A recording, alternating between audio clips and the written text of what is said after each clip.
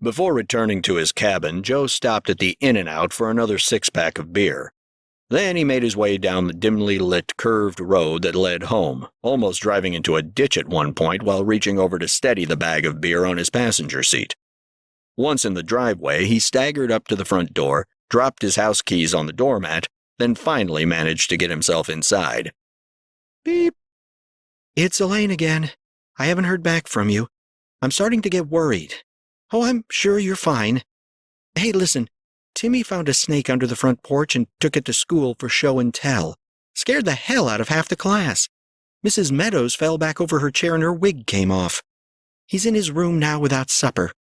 Anyway, call me back. Beep. Joe cracked open a Bud Light and plopped himself down into his favorite chair again.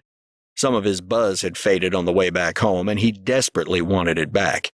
He grabbed the remote and turned on the TV. Temporary layoffs. The familiar theme from Good Times played over grainy aerial footage of a 70s city landscape. Ah, yes, good times. We are lucky we got 'em. Joe nestled in for another episode. And damn if the father, James Evans Sr., hadn't got laid off too. He was an assistant foreman. He tells his daughter Thelma how permanent temporary layoffs seem to be. During a commercial break, Joe rushed to the bathroom to relieve himself of what seemed like an entire keg of processed beer. He looked at himself in the mirror above the sink after flushing his face with cold water. Joe was an attractive man, about 5'10" and 175 pounds. His slicked, dark brown hair swept over his head, a few thickened strands falling onto his forehead. Though the beginnings of crow's feet had surfaced at the corners of his glazed-over hazel eyes, he had weathered well for his age. Carrying stacks of wood to the side of the cabin every weekend gifted him with strong arms, a prominent chest, and muscular calves. He dried his face with a hand towel and returned to the living room. Back-to-back episodes of All in the Family and Good Times were scheduled for a weekend marathon.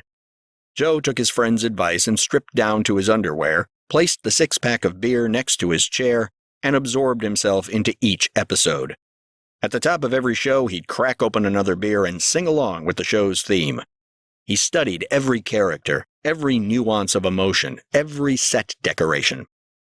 By 3 a.m, Joe was as brain-soaked with alcohol as the Ned the Wino character in Good Times. At one point, he stumbled outside and entered the knee-deep creek, still just in his underwear. "Keeping my head above water," Joe sang aloud to the moon like a crazed, howling wolf. He broke free of his clothing and let the cool, early summer water rush over his naked body. It felt good.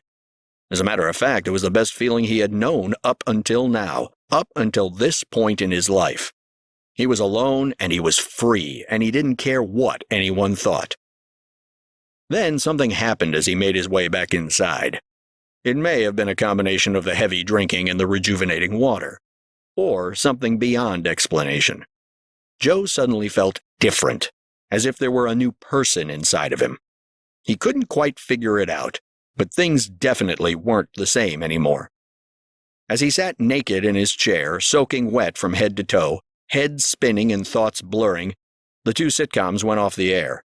He surmised, in his wee-hour stupor, that the families in the sitcoms he'd been watching were real, that the Evanses and the Bunkers were more than just TV families, that their mere and constant presence was a sort of calling out to him, that they were alive and needed him.